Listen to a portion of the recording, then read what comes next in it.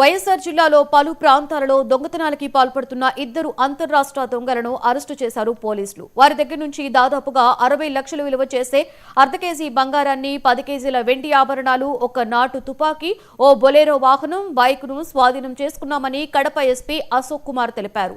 తాళాలు వేసిన ఇళ్లు, బంగారు దుకాణాలను టార్గెట్ చేస్తూ చోరీలకు పాల్పడుతున్నారని చెప్పారు. ఈ కేసును ఛేదించిన మైదుకూరు డీఎస్పీ రాజేంద్ర ప్రసాద్ పోలీస్ సిబ్బందిని అభినందించారు.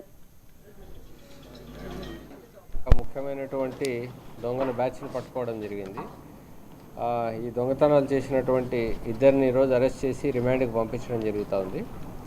వీళ్ళ ఇద్దరి దగ్గర దాదాపు 1/2 కిలో బంగారు, అదేవిధంగా 10 కిలోల వరకు వెండిని రికవరీ చేయడం జరిగింది. మన జిల్లాలో 13 అఫెన్సుల్లో వీళ్ళు పాల్గొన్నారు. 13 దొంగతనాల్లో పాల్గొన్నాడు. బద్వేలు, మైదుకూరు, బి కోడూరు, కలశపాడు ఇలాంటి ప్లేసెస్లో వీళ్ళు 13 అఫెన్సులు చేశారు. ఒక బంగారు నగల దుకాణాన్ని కూడా వీరు కొల్లగొట్టారు గత సంవత్సరం. దాంట్లో దాదాపుగా 9 కిలోల వెండిని, 200 గ్రాముల బంగారుని వీళ్ళు కొల్లగొట్టడం జరిగింది. వీళ్ళిద్దరి గురించిన వివరాలను మనం పరిశీలిస్తే, గుమ్మళ్ళ వెంకట సుబ్బయ్య అనే అతను అట్లూరు మండలం చలంగారిపల్లి గ్రామం, నూతి వెంకట సుబ్బయ్య అనే అతను బద్వేలు టౌన్ గౌరీశంకర్ నగర్. వీళ్ళిద్దరూ కూడా అఫెన్సెస్ చేస్తూ ఉంటారు.